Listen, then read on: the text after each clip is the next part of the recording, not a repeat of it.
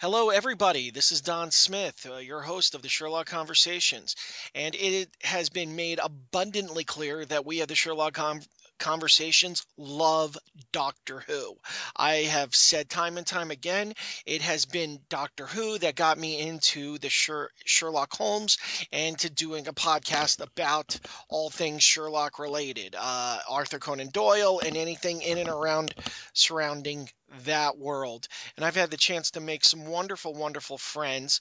And one of them is on the line with me right now. We spoke a couple of months ago about when it was announced that Moffat was leaving, and they officially named Chris Chibnall the new showrunner, which I believe he takes over. When is that? 2025 or something like that?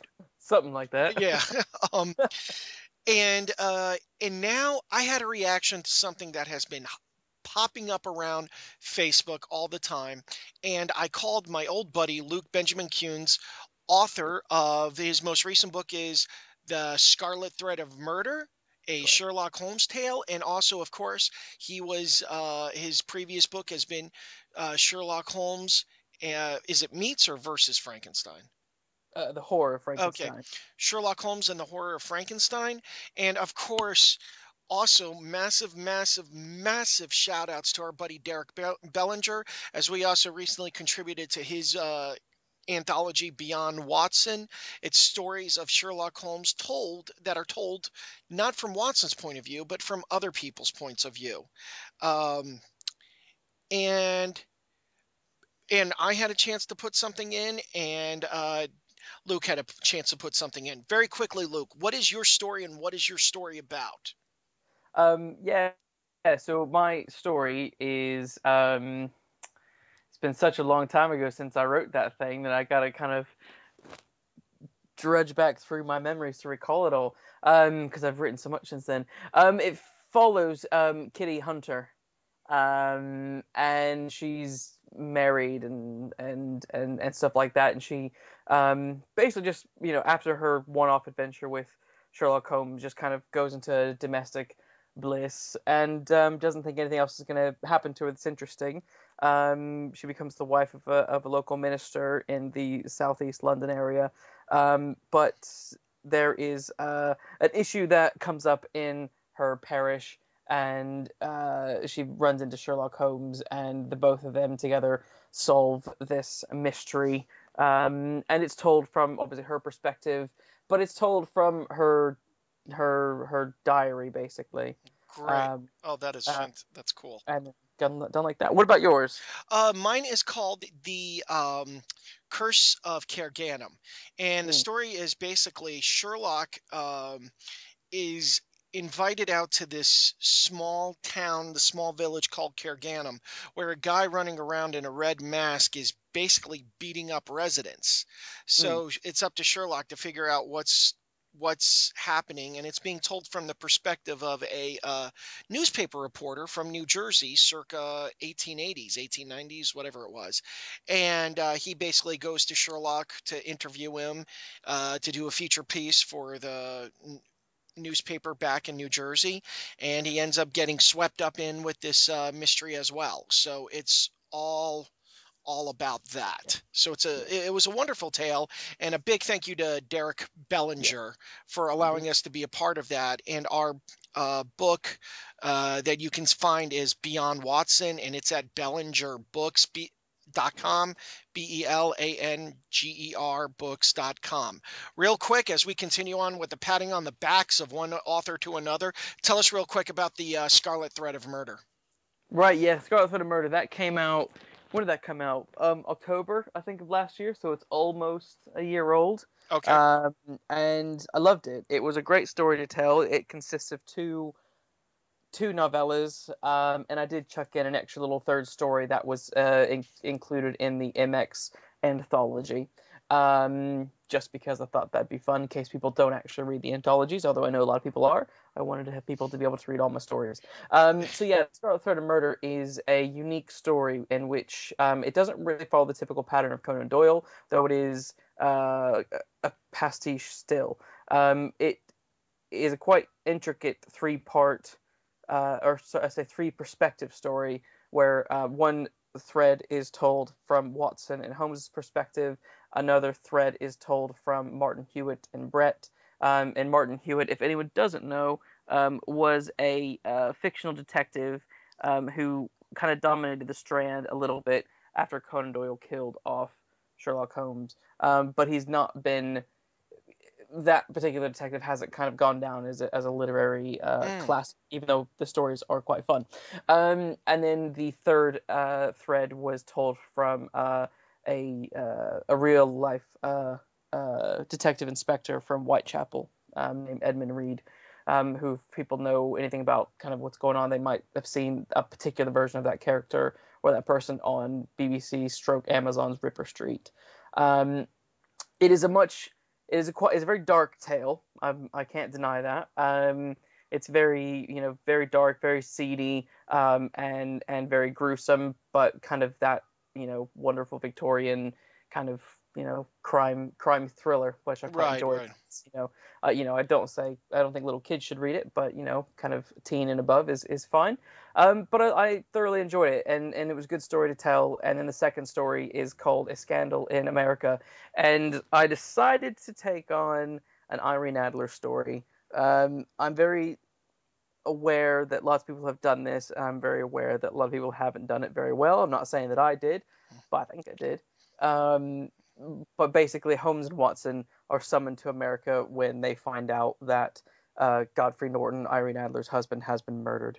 And it takes them on this sort of grand Quentin Tarantino style adventure through America to solve this big grand murder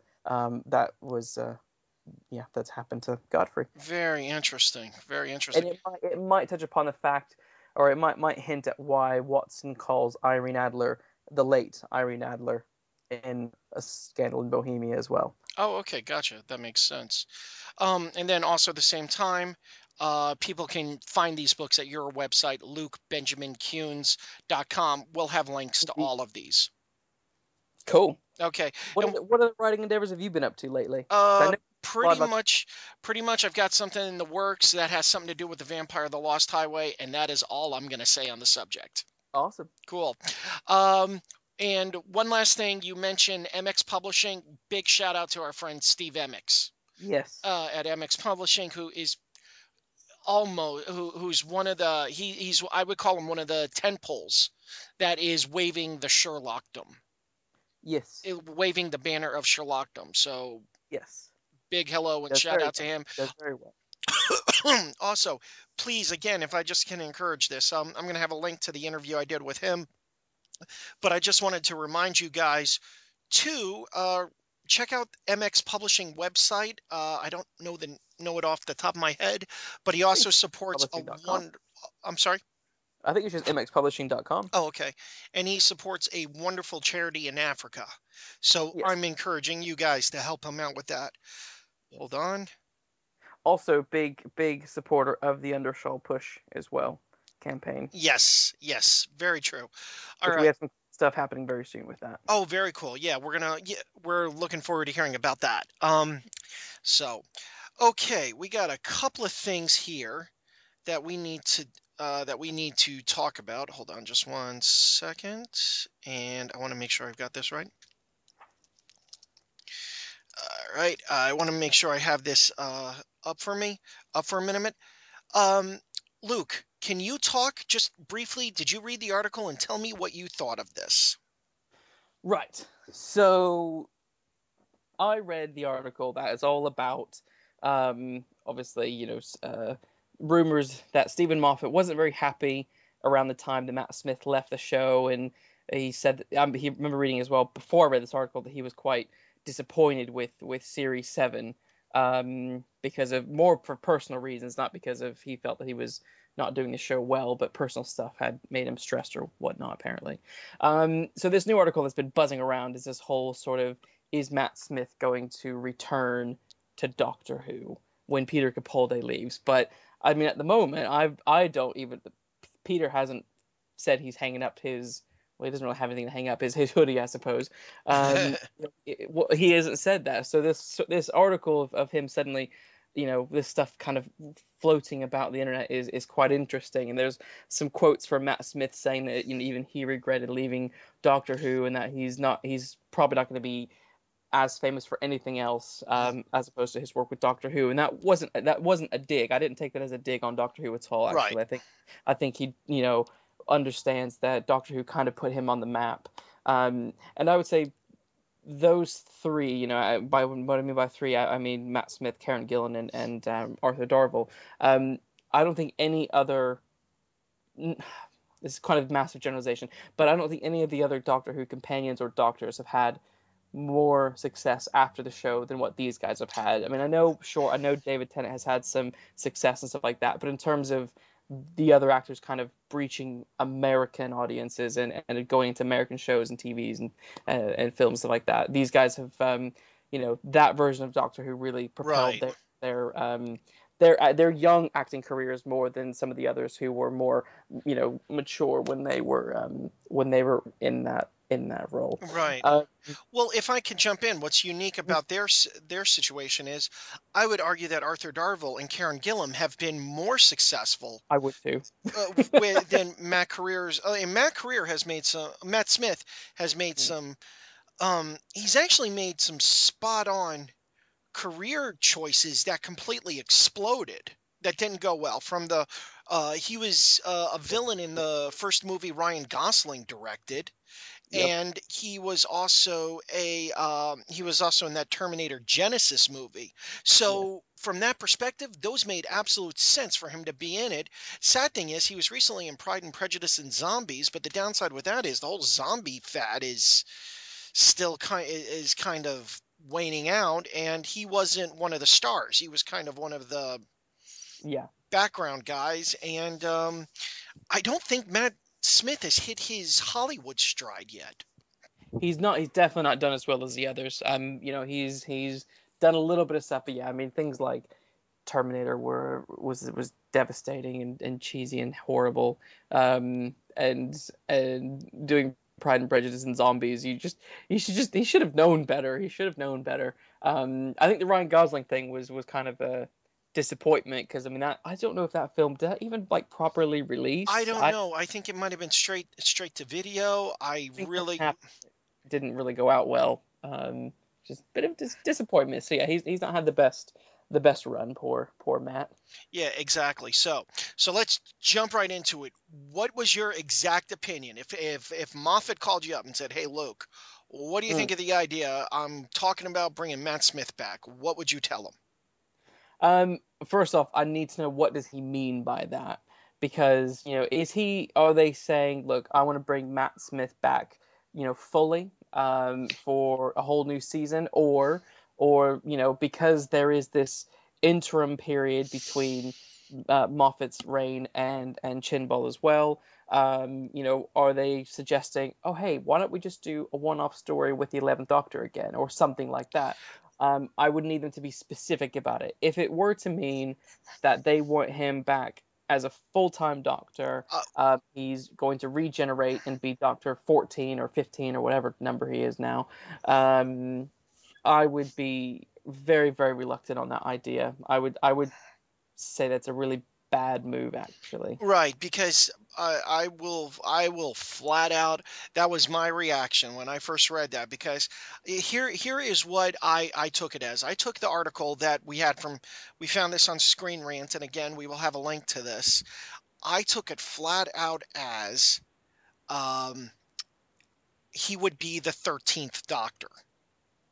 Mm, That's what I took it as is that mm, he goes from someone who looks like Matt Smith to someone who looks like Peter Capaldi, back to someone who looks like Matt Smith.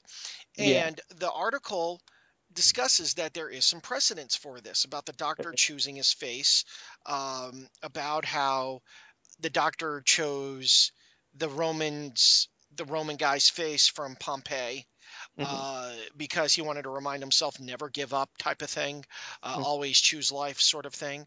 Um, Also, at the same time, it was strongly hinted at that Tom Baker was a future incarnation of the Doctor, and of course, Day of the Doctor, where he stands there and he says, "Perhaps she'll visit some of the old favorites. Maybe I'm you. Maybe you're not me." Ha ha ha ha.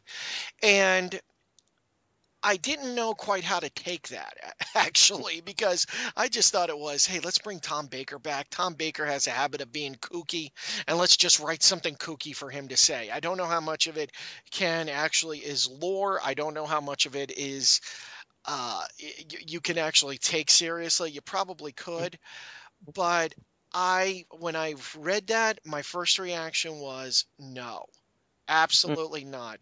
It was funny. People have called Paul McGann the George Lazenby of the Doctor Who world. Yes, I can go with that. Right. And I think Matt Smith wants to be the Grover Cleveland of the Doctor Who world. Doctor Who, for you neophytes that don't know, uh, or for the Grover Cleveland was a president that is considered technically only 43 men have served as president of the United States. Grover Cleveland, his presidency. Perhaps now I'm a neophyte because I forgot which number. His first presidency was counted as one presidency. Then it was Benjamin Harrison, and you can't trust anybody with Benjamin in their name. And the Hey, third, that's my middle name. what? That's my middle name. Please see my previous statement. And number three, then Grover Cleveland was reelected. Was reelected president. Was elected as president again. So Mhm. technically, this was he was considered a whole other presidency. So, and it almost seems like that Matt Smith wants that. He wants to go from being the 11th Doctor now to being the 13th Doctor. Mm. And that's how I took that. I took that as, that's the way I took the article because, I mean, really, what one of the surviving actors would not come back and play the role of the Doctor again Mm-hmm. True. in True. some shape or form? And there is some precedence for Matt Smith coming back. Hmm. However, this is my opinion on the whole thing, and this is what I wanted to flat out say. It screams of we don't have anything else to play. So we're going to go back to this. Now, I'm Hmm. going to tell you something. Doctor Who actors have said in previous years, they have flat out discussed their regrets. Tom Baker regretted that he wasn't in the 20th anniversary, Five Doctors. Um, Yes. Peter Davison has gone on record as saying he wished he had played the Doctor longer than his 3 years. And it seems to me that Matt Smith is saying the same thing. And Hmm. I will put $1 down that probably within the next 5, 10 years, Chris Eccleston will regret not being in Day of the Doctor. Yeah. And I'm going to say, I'm sorry, but this is your regret. Matt, you made this decision. You've got to live with it. Come Right. back. Heaven knows we want to see you in a multi-doctor episode. Yeah, Right. we are saying that. Well, we don't want you in as officially as the 13th Doctor or the 14th Doctor. If they say, hey, let's do a mini series with the 11th Doctor running around, yes, do it. People have been begging for an 8th Doctor television series, Yes. for a television miniseries. We get that, but the thing is that that just will scream to fans, we can't let this go. And I remember there was a ton of controversy when Peter Capaldi play the first episode officially with Capaldi as the Doctor. They showed Matt Smith again when they did that whole telephone thing Yeah. where. They land in Glasgow. Capaldi comes out and says, "I think it's your boyfriend on the phone," and Matt Smith is there and he's on Trenzalore getting ready to regenerate. Hmm. And he's like, oh no, don't tell me I'm old and gray. And Capaldi comes out and says, is that the Doctor? And Matt Smith goes, is that the Doctor? There was a lot of controversy about that. And there was a lot of people that it just screamed of insecurity, not being able. Did you like that? Did you like it? I'll tell you this, I didn't have an issue with it. I really didn't, but I could, but I kind of like afterwards, I kind of went back and forth on it where I can see in one hand where it screamed of insecurity, where they go, come on, let's just give everybody one last taste of Matt Smith, like Hmm. officially giving the baton to him. Hmm.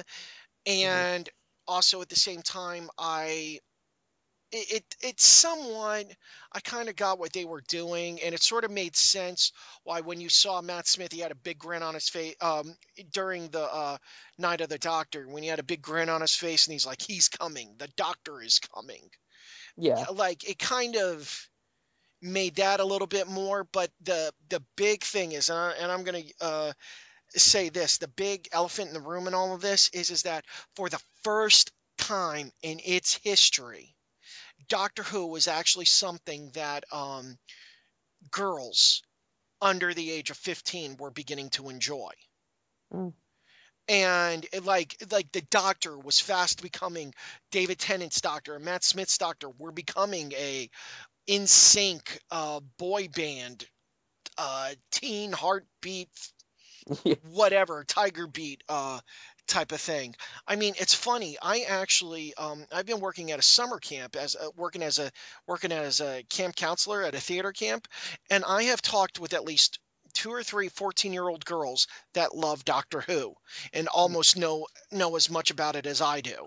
And Mm. it was really, really amazing. Not so much on the Pertwee Baker Davison stuff, Hmm. but they knew who Matt Smith and David Tennant were.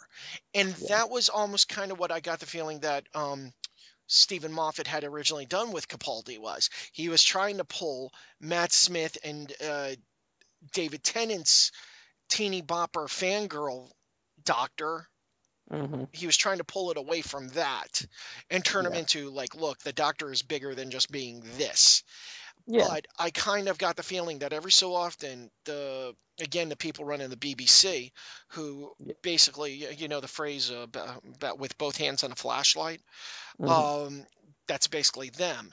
I never got the feeling that they understood what in the world that they had with that. And then when they finally have a property that young girls are really beginning to adore and love, then I think they ran with that and said, hey, you know what? Let's turn them into Boyzone or goodness, what other popular boy bands are there? I never listened to the garbage. So, I mean, whatever, like Spice Boys, I don't know. So I Luke, don't listen either, so I don't know. y- so what do you think in all of this? Um. Well, just to go back a couple of steps, I think I like the idea. I like the idea of the revisiting of the faces, and I think I kind of feel like Moffat really missed a trick with Peter Capaldi's face thing because if you remember in Peter Davidson's tenure of as a Doctor, there's an episode in there with Colin Baker, and Colin Baker is a soldier in one of those episodes.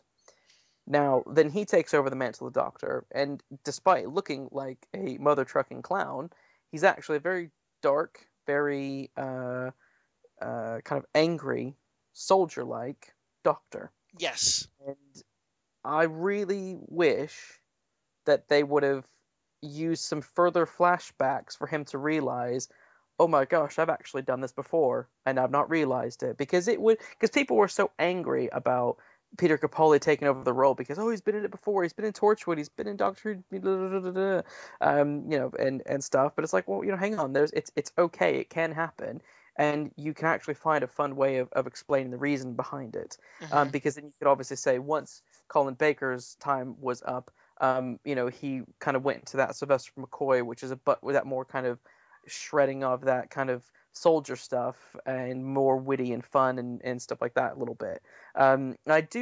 Patrick Troughton was also in Doctor Who as well, I think, with William Hartnell. I think he had a brief appearance in it as well, and then came back as the Doctor. So I might be wrong on that, but I think he did. But there's precedence for them to have done something bigger than that little reveal that they did for Capaldi's face thing. Um, Right. they could have done something a lot more interesting with that.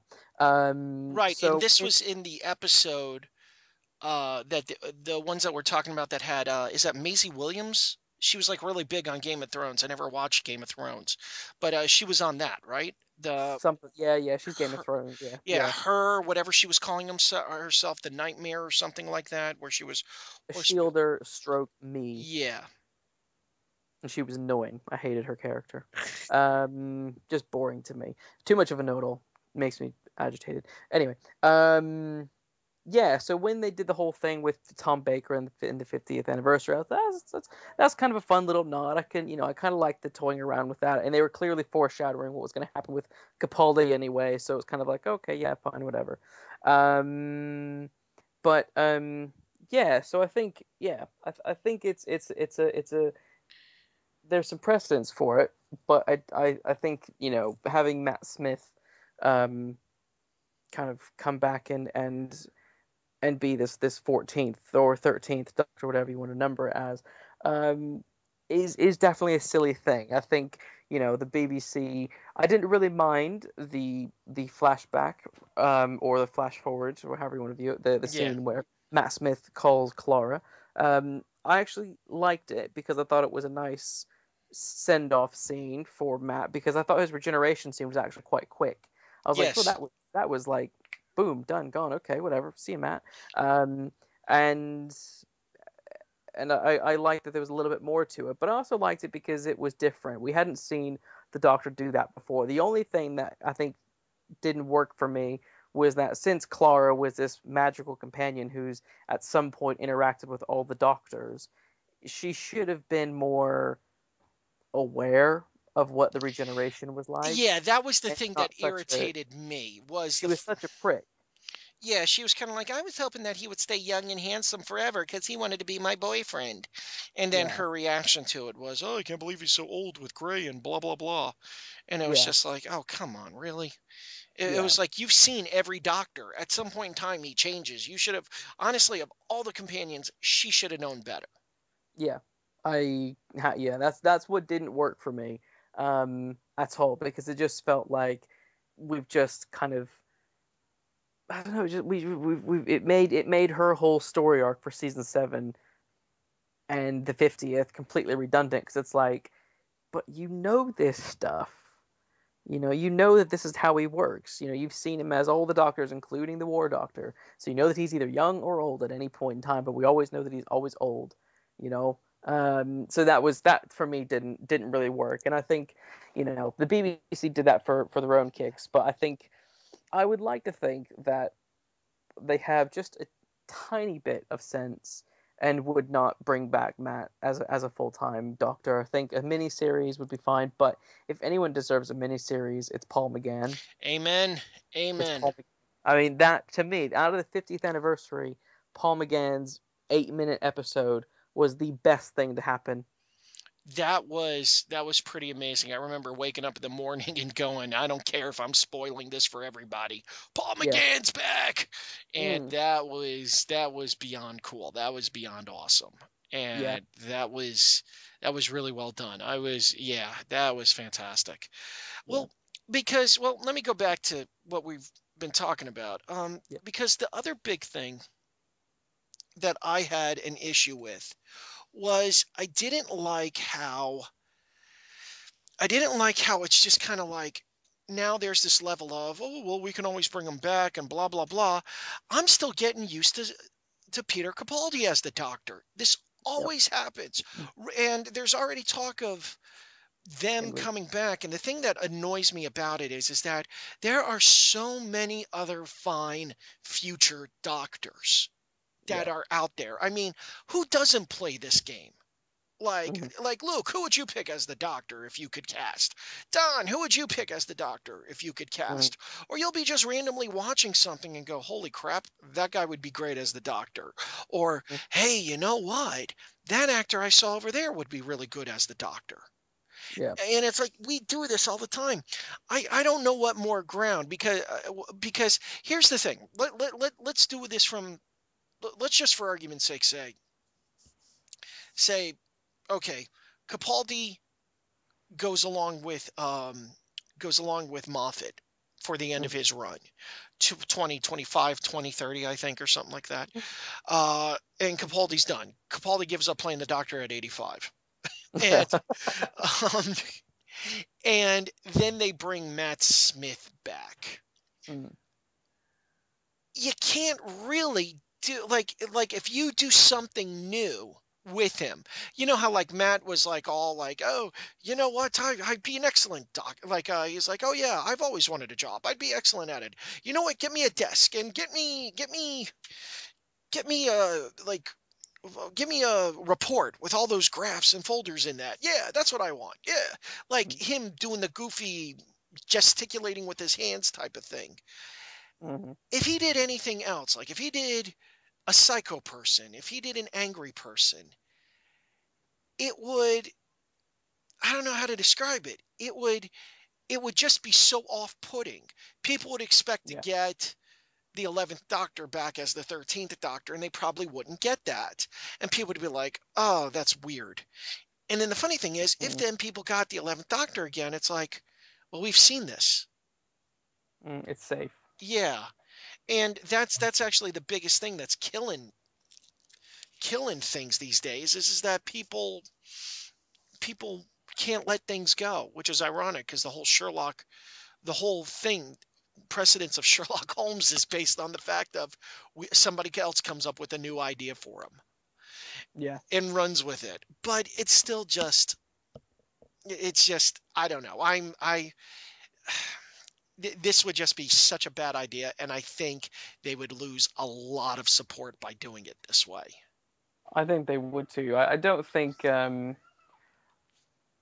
I don't. I really, really don't think they'll do it. But the fact that it's even a conversation piece is ridiculous, to be honest. And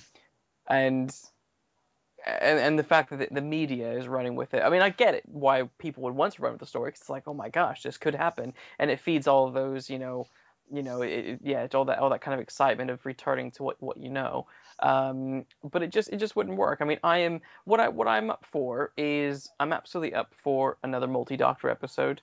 I don't feel that those should only be reserved for 50th anniversaries, and I'm not saying that we need to cram in every bloody doctor. Yeah. But you know what? Why can't Paul McGann have an episode with Peter Capaldi? Why can't David Tennant come back? Why can't we do a one-off special that's a McGann and Matt Smith adventure? You know what I mean? There's no reason. Doctor Who is the show itself, for being as out there and interesting as it is, plays itself so, or the BBC rather plays it so safe, and they don't do half of the fun things that they could do. Like they do in Uh, Big Finish or in the comic books. Exactly. I mean, there's so much, breadth and width that they really can be playing with, and they just, really, realistically, I felt in the finale of season 8, nine. What season did we just watch? 9. Yeah. Yeah. Um, the finale that where Capaldi finally finds his way back to Gallifrey. I mean, that easily could have been a multi-doctor story. Yeah, exactly. Where he shows up and he's helping out and everything like that. That would have Yeah. been fantastic. Then also, let's add to the fact that, um, oh, forgive me, his name's gonna slip my mind. David, the gentleman that played William Hartnell in a movie about an adventure in time and space. Oh yeah, yeah, yep. I keep clicking him as the caretaker from the Harry Potter movies. Yes. What is it? Adventure in Time and Space. Uh, I will tell. it's David something or other. Um, he David Bradley. David Bradley, yes, he was an amazing William Hartnell, Yeah. and he's an amazing actor. How hard would it have been, just for the fun of it, bring him in as the first Doctor? Yeah. Well, the thing is, in the Five Doctors, it wasn't William Hartnell who was the Doctor. Exactly, it was someone named Richard Hartnell. Yeah, and it worked because he looked like they did their best to make him look like it. It wasn't like it was so shockingly different. It worked for the special, and there's no reason why that couldn't have worked for the 50th. There's no reason why it couldn't work now. They're missing out on such great opportunities to respect the past, but do fun and inventive ways to move forward Yeah, with it. and also at the same time, I mean, like we want to know what happened to the clone of the 10th Doctor and Rose. What Yeah. happened to The The Doctor's daughter. Doctor's daughter. Yeah, Yeah. exactly. Those are the big ones. And is there a way of bringing River Song back? Absolutely. I mean, Um, for me, the person I really want to know the most about is Susan. You know, the Doctor always said, "I will come back and find you," and he never comes back. You know, obviously they meet up in the Five Doctors again, and she's a much older woman, and she recognizes her grandfather, and she's everything's okay, but that's as far as we go.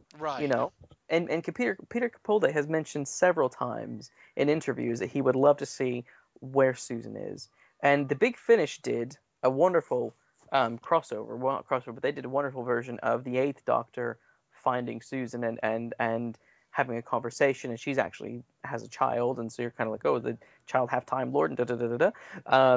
You know, so there's Mm, some interesting stuff that the Big Finish have done and been ballsy enough to attempt.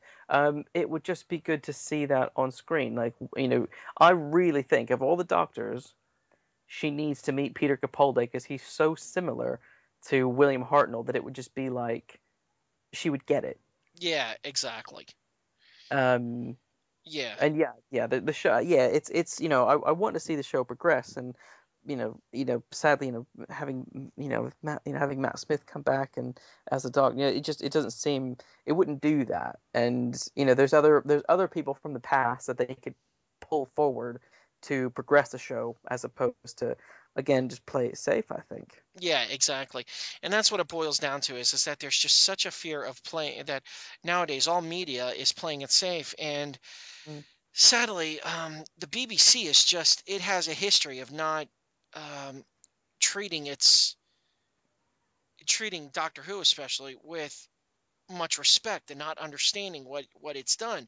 I mean, I've said time and time again, why not hire a couple of those marketing guys from Lucas and you know what? Put that in there and that would take care of pretty much nobody in England would ever pay taxes for the next 50 years with the amount of Doctor Who merchandise that would have come out Yeah, because of these marketing people. I mean, you went like you basically said to the marketing people, you know what, you write your own paycheck. Uh, yeah, that's it. We're not gonna write your own paycheck. I'm yeah, not gonna do anything like we're not going to give you a paycheck. We'll give you an apartment, a place to live, or excuse me, we'll give you a flat and a place to live and something to eat and let you drive around. But you know what? No, yeah, it's like make your own way because they would. You get a good marketing person in there. BBC gets out of its way, but the BBC, like I said, both hands on a flashlight. yeah. And it's so frustrating when they decide to not uh when they postpone season 10 for a whole year just because of what the Olympics. Is You know that what that's that is? Yeah, that's what the BBC came out and said a big statement about. There's going to be a lot of stuff going on. It's going to be a really busy year. We want to make sure that when Doctor Who comes back, everyone can have can have everyone's attention and stuff like that. I'm just like, well, okay, so you're postponing it a whole year just because people are going to be busy watching sports for a few months. Well, let me amend what I said. Both hands and a spotlight. I mean, or let Yeah. me say it further. Both hands and the bat signal. Yeah, it's shocking how yes, we get the Christmas special, but we don't even get introduced to Bill, the new companion. So for the life of me, why do they do that big introduction already if we're not going to get her in the Christmas special? Doesn't make any sense. And then we have to wait a whole another year, even though they're filming now Yeah. for it. It's just like I don't get where your logic is. Yeah. It just seems flawed massively. Because I mean, Capaldi, you know, it, I understand if he leaves after the next season because that's 3 seasons, but over what, 4 years? Yeah, exactly. So you kind of think, in that time period, you should have had 4 full seasons, not 3-ish. It just doesn't. I don't. Yeah, there's some. They started to kind of rock the boat back in season 6 when they split the season up into Yeah. two halves, and then they did the very awkward split with season 7 as well. That led up to the 50th, and thankfully they kept it as one long go with Capaldi's run because they saw how terrible that the show was received during that period. Yeah, Um, exactly. So, yeah, yeah, it's the that's the show thing. takes the wrong kind of risks. That's the problem. They take the wrong kind of risks. Yeah, well, to be honest with you, I will flat out say I don't think they care about the fans. Uh, Mm, I, I, to the extent, I mean, like they know it's a moneymaker, but I'm mm, telling you, if anything happens to that show, Doctor Who will come up in other places. Much the same way, yeah, like it's a little bit different in the 1990s when yeah. it's a little bit different in the 1990s when we didn't have anything. All we had were the novels and the big finish. But now, in this day and age, with fan films, you will see fan films. You will see writers. You will see now that oh goodness, since we are now in a post 50 Shades of Grey, you will Mm, see fan fiction becoming mainstream. hmm I mean, there will be a shift, and it will be on the BBC's head. That's all I'm going to say. Yeah, no, it's true. I mean to take things to a Sherlock level. I mean, everyone saw how big and massive the reception was from series two, just from series two alone, and that easily came out about a year after series one, which was doable. Um, but the reception that got, the BBC should have thought, you know what, we got a money making machine right here, guys. We need to bust out more than one season, At a every time, two yeah. every 2 years. Whether that means, okay, pump it up to 4 episodes a season or something.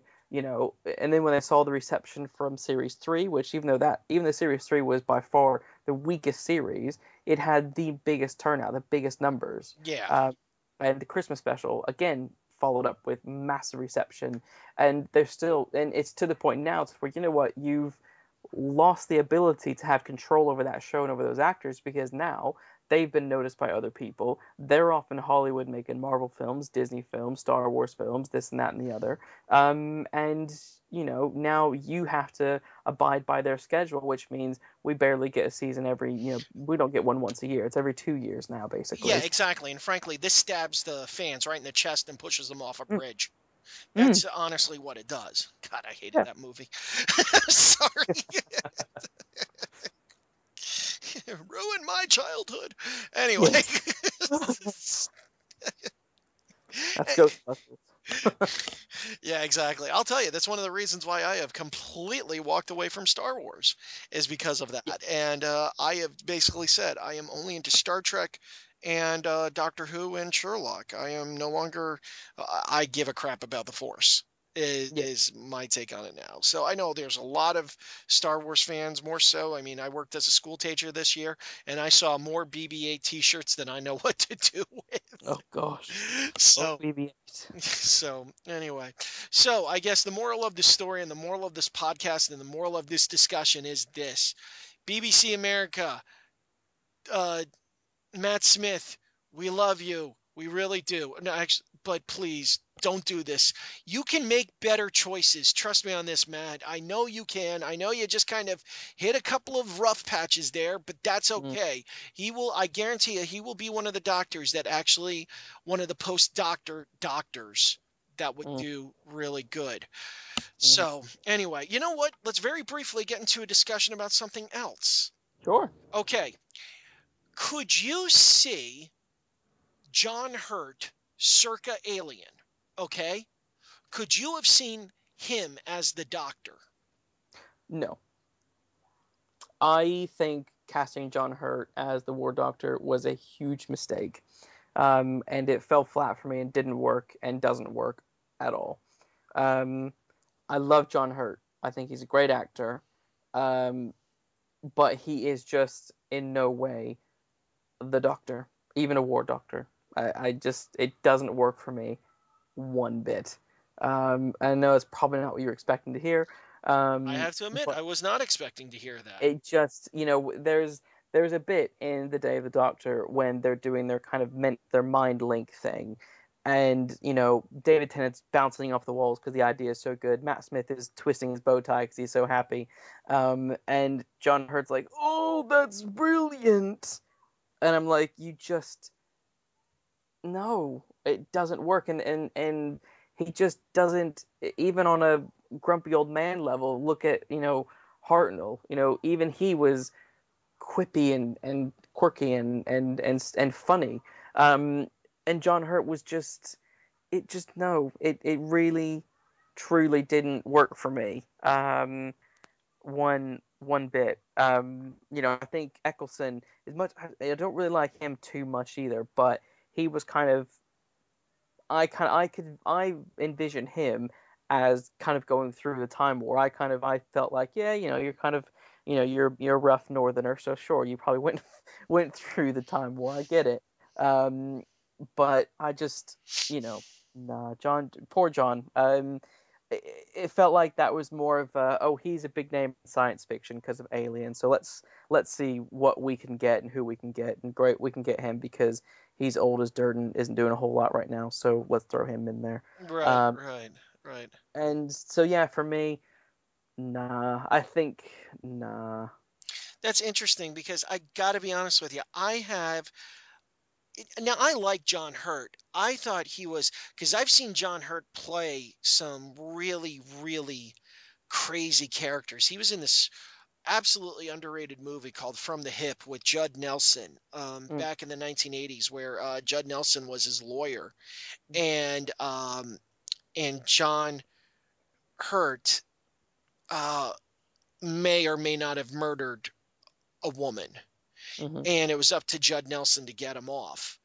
And he went psycho, and he was yeah, so good in it. And he's also played villains. He mm, was great in V for Vendetta, like what we were talking about before we turned on the yeah, mics. yeah, He yep, was great in that, and I enjoyed him. I enjoyed him for what he was. I mean, because like what you have to assume is from the time that Paul McGann drank the elixir to turn into the War Doctor, you would have to assume that he saw all of those, like the was it the Scarrow degradations, the mhm, all of those like all those weird things that Matt Smith or that David Tennant talked about seeing. He's like, you were there, you mm, were at the fall of Arcadia, yeah, and da da da da da, and I saw you there, and he does all of that like it's just I have a very hard time picturing I actually I would need to see John Hurt circa 1980 dressed mm, as a doctor-esque type of person in one of those mm, things where I want to see the moment where he finally just loses faith, where he just mm, loses. Because the thing is that now all the pictures that they show whenever they discuss the War Doctor, it's what you saw in the Day of the Doctor, and I want to see where did he burn out. I want to mhm, see that. And it's one thing to read it in a book, because I could just put, and the doctor showed up and looked at the villain and said, oh my goodness, what is going on here? You mm, truly do not believe that having such a huge weapon shows any sign of masculinity, do you? I mean, you don't know which doctor I'm talking about. mhm, And I would love to have seen what that would be like. I mean, mhm, you almost will have to go back and recast another actor. mhm. If they were to I, do something like that, they would almost have to go back and recast another. yeah. Um, I mean, again, I think another trick that they really, really, really, really missed is there was no reason if Eccleston didn't want to do it, get bloody Paul McGann to do it because he would have been absolutely fine as the Doctor to have gone through the Time War and then to regenerate into Eccleston. well, because what it boiled down to was you needed that doctor that would have had the tenacity to Mm, hit what is essentially the button for the yeah, nuclear button. That was what they needed. They needed that guy to do that. yeah. And And Paul could have done that. You saw his switch before he took that elixir was like, crap, this guy's really unhappy now, and he's gonna go do a bunch of crazy shit. And Paul could have done it in a heartbeat. I have full faith in him to have been able to have mastered the War Doctor side and been amazing and scary, but retaining that essence of who the Doctor is that I just don't feel I got from John Hurt. right, right, I can understand that. It's one of these things where it's kind of like I'll say this though, I did like him in Day of the Doctor. I enjoyed him. I thought he was great. And also at the same time, I saw him and I went V for Vendetta.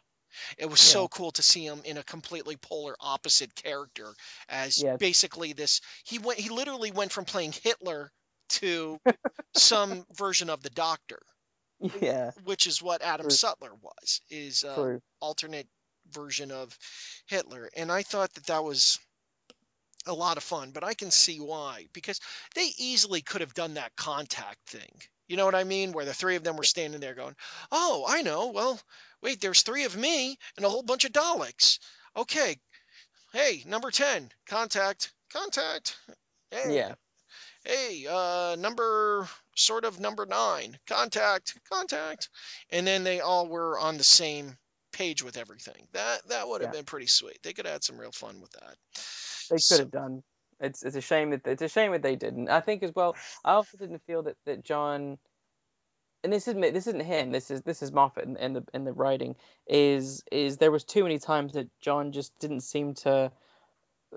The 10th and the 11th Doctor were saying and doing things that were blatant nods to the past, and John was like, "Timey-wimey? What are you talking about?" yeah. And it's like, but John, or War Doctor, that was Peter Davidson. So you should know this. Like, why are you complaining about David Tennant wearing Converse when Peter Davidson basically did the exact same thing? Like, you've all worn bow ties. Why is it weird that Matt Smith is wearing a bow tie? Like, yeah, there was just too many oddities I think that's why it didn't work, because it just seemed to be so forgetful of his past, Well, and maybe it's supposed to be the intentional, but it fell flat for me if it was. yeah, I think that that's kind of what it was is that he was, if you pardon the pun, so alien. Like he was an Mm, incarnation of the Doctor, but was so alien to it that yeah, that because and they really did need to differentiate that because from now on, I mean, Peter Capaldi, say what you will, is the 13th Doctor. yes, And even though he's technically the 12th Doctor, and they had to do they had to do things like that. But I will say this though, in there were issues. I know that a lot of people had issues with season 7, but there were some really good parts of season 7. And that one part when he turns around and he says when he's inside his own time stream and Clara mm-hmm. is all like, "Oh no, what's gonna happen?" And then Richard E. Grant, who could have been a doctor, who was the Scream of Cart- Shalka doctor, and he could have mhm. easily be a doctor himself. Yeah, um, when when he was about to attack the Pandernest gang and everybody like that, and then the 11th Doctor was just kind of like he's like, "What I did in the name of peace and sanity," and then he says, "Yeah, but you didn't do it in the name of the Doctor." And then when they showed up John Hurt and John Hurt turns around, that was that was kind of interesting because I hmm, loved the look on his face because John Hurt, say what you will, he can just his face alone can play. I'm the guy that pressed the button and I got to yeah, live with it. Just that face alone said that. But then I thought it was a bit of a cheat that they used credits as the cliffhanger. You know what I mean? They did yeah, and featuring John Hurt as the Doctor. Oh no, like what does this mean? And it was just kind of like I thought that was a bit of a cheat. yeah, Instead of because like I've always thought if you're going to do something as a cliffhanger, you should show something else. But I would ultimately what it boils down to is again BBC. Give us another mini series. I would love to see an actor cast as a young John Hurt playing a young version of the War Doctor hmm, and seeing him just going, "All right, guys, we're gonna get in there and we're gonna kill everybody and save the day for Gallifrey, yay!" And then you just watch him as the you watch him as the Timothy Dalton Rassilon comes in and starts coming up with, "Hey guys, you know what? What if we destroy the universe and put everybody in another universe?" Say what? yes, That was when he's like, "Okay, I'm getting me the moment and blowing this thing to bits." So yep, it's that's kind of where he had that look to. So I completely understand that. So yeah. No, stuff like that would be cool. I think what I would like now, though, because because it's been done, and that well, obviously the Big Finish are doing loads and loads of War Doctor stories now. They've done one set. I think they're about to release another set. Um, I think for me, I am now Time Warred out. Um, I don't think I want to go back to the Time War. I happily see some other stuff. Like I said, I happily see a Paul McGann series. Mm. You know, a 6-part epic fun adventure of sorts. You know, whatever. Or I think something like that would I'm down for. But I would love to now move away from the Time War, and I would like some clarity. I would like to know so okay, so Gallifrey, you're just at the end of the universe. Does that mean that's where you're always going to be now? You're there, and that's where the Doctor's trapped you, and you now interact with the rest of time and space? What's the next thing? Because I would love to see some more Gallifreyan stories. I mean, the original Doctor Who had loads of them. He was always Yeah. getting into nicks with Time Lords, and it was always fun to see him just constantly go against them, and yeah, I would like to see a bit of a return to that kind of style. I would too. I think that would be a lot of fun. It was just we get a chance to see just straightforward, fun, more science fictiony type of stuff. And I hope also at the same Mm, time that there's more that we don't have a lot of what's the phrase I'm looking for? That there isn't a lot of like companion heavy stuff because that's the one big thing that's my yep. problem been recently with the Moffat years is that it's gotten way too companion heavy where it's Yeah. sort of like, ooh, what are we going to do with Amy Pond? And then after Amy Pond, it's Clara. And it's kind of like they become the anchors of the show. And the thing Hmm. is, the show's called Doctor Who.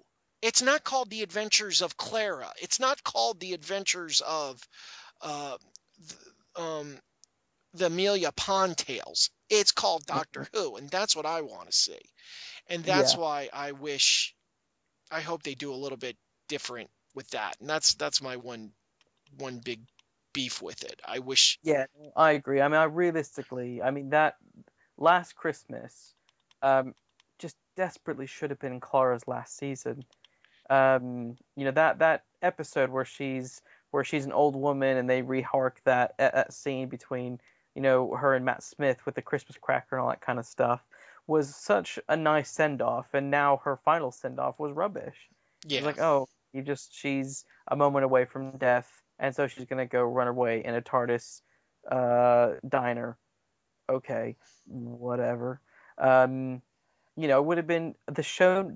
Capaldi needed a new companion. Clara just went on for too long. She Uh, really did. She really did. And that one season, I've said it with Danny Pink, just really, the Danny Pink yep. relationship just sucked so much life out of. I know. I know. Oh, I don't know what they were thinking with that. That was some serious Bourville. I didn't want to, that episode when they're on a date and the date keeps going wrong and she keeps going back in time to fix it.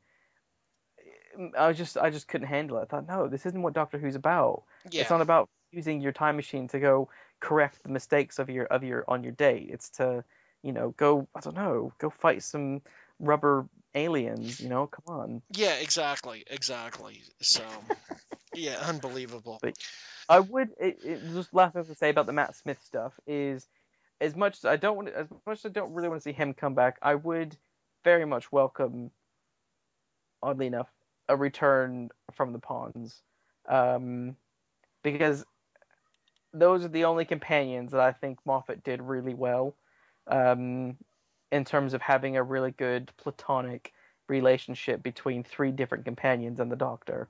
Um, I would very much like to see the pawns come back and run into the Doctor in the 1930s somewhere. I think that could be. I would be more accepting of that than I would be of a Matt Smith return too soon. That's interesting. That is really interesting because I can understand that. And also at the same time, it would just be fun to see the Doctor encounter. Like I would love to see the difference between like an Amy and a like Amy and Rose meet I would love Yeah. to see Rose interact with Capaldi. That would Yeah. be that would be really, really fascinating. But I don't know if they would go Yeah. along with that type of thing. So I don't know. But Um. also at the same time, it's like saying like, oh, could we ever see David Tennant interact with Adric? Yeah. True. So That could be interesting. yeah, so that's where we would ultimately get into this. So anyway, Mm. Yeah. Luke, once again, I need to thank you for your time. Like I love doing these impromptu discussions with you. They just kind of come out of nowhere. They're much needed, and Mm. and we're both on the same page a lot of times. I Uh, agree. yeah, where we're both kind of like, because like I knew when I saw that, and I sent it to you over Facebook. You're like, no. Because I said to you, I go, I don't want to hear your opinion. Don't tell it to me. We will discuss it when we're there. We'll discuss it when we're online and da da da da da. Yeah. But when I saw that, and you're like, no, I just like it was just like, oh boy, you've got an opinion about this, and I was like, cool. Now we're gonna have an awesome discussion on this. So, Oh, this, like a good nerd chat. yeah, exactly, exactly. So anyway, Luke, thank you so much Good for times. joining Oh, us thanks for today. having me. It's good fun. As always. And what are you working on now? What new projects have you got? Mm. Yeah. So now I am completing a biography on Conan Doyle Who? and Undershaw. Who? Conan Doyle, Never Arthur heard of Conan. him. Nope, he's an old Scottish guy, into a bit crazy into spiritualism and stuff. Um, no, it's a lovely book that I was asked to write by the people behind Stepping Stones School, who have purchased the home of Arthur Conan Doyle in Surrey called Undershaw. What they wanted is they wanted a book that kind of really focused on the history of Undershaw, and Arthur Conan Doyle. So it's been a really nice thing to write. It's basically been I kind of, it picks up from Arthur as a young child, and I go through all the way through up until he leaves Undershaw and what's happened with Undershaw post his departure. But what I wanted to do, I wanted to make it a bit more unique than some of the other biographies that are out there. And instead of just kind of going point by point of what he's doing, where he's having lunch, and where he's walking in a park, I kind of told it more through the eyes or through the lens of what is he writing at the time. So it's more an exploration of his writing adventures and where he was while he was doing these writing adventures and stuff like that. So it literally touches on his time in Europe, his time in the Boer War, is all that kind of stuff. But you learn more about what he's writing and what his writing interests were. Because a lot of people just think he's just there for Sherlock Holmes. They don't understand that he was a huge kind of he was a political activist in certain respects. He was very much into theater and loved theater and really wanted to make it as a playwright, but literally Right. just the poor guy never did. And he loved all sorts of different types of stories. He wanted to write things about domestic bliss and the comedic stuff that happens in married life. And obviously his biggest passion was the Napoleonic era and that kind of stuff. And so he was yeah. So it covers all that kind of stuff, and I really enjoyed it. And it's going to come out in October How of long this did it year. take you to do all that type of research and everything for that? Very, very, very, very, very long. I think I've been working on this project since last year. I think I started in May 2015, Okay. uh, and have been working pretty much nonstop on it to get it, because there's going to be a lot of photographs in there as well, because it's going to be more of a coffee table book. So it's written in a way where you don't have to read the whole thing in one go. You can just read excerpts and stuff like that from time, and look at really interesting pictures. So this required obviously reaching out to people for people who'd be willing to donate pictures, who have them, and reaching out to the British Library and stuff like that, and going to Portsmouth and collecting data and photographs from them as well. So there's lots of really, really fun photos that are going to be included in the book. And I have a one of the Baker Street Babes is going to be helping kind of set the kind of design of the book, which we're quite excited for as well. Very cool. Very cool. I'm really happy to hear that. The Baker Street Babes, like they have done so much good for all of Sherlockdom. I'm like, you can't, like, you turn your head and they're there involved with something, which is really cool. Yes, I agree. I agree. Yeah, so fantastic. Luke, once again, thank you so much for joining us today. And your Thank website is you. lukebenjaminkuhns, Yep. .com. And again, you can't Yep. trust anybody with the name Benjamin in their name. Oh, does it help if I spell mine weirdly? Okay, And yes, it does. okay, So, good. yeah, okay, so everybody can trust Luke Benjamin Kuhns. So if you've got a lot of money that you need stored, give it to Luke. He will take care of it. I will. Yes. So, anyway, Luke, thank you so much for joining us. And as always, my friends, thank you so much for joining us here at the Sherlock Conversations.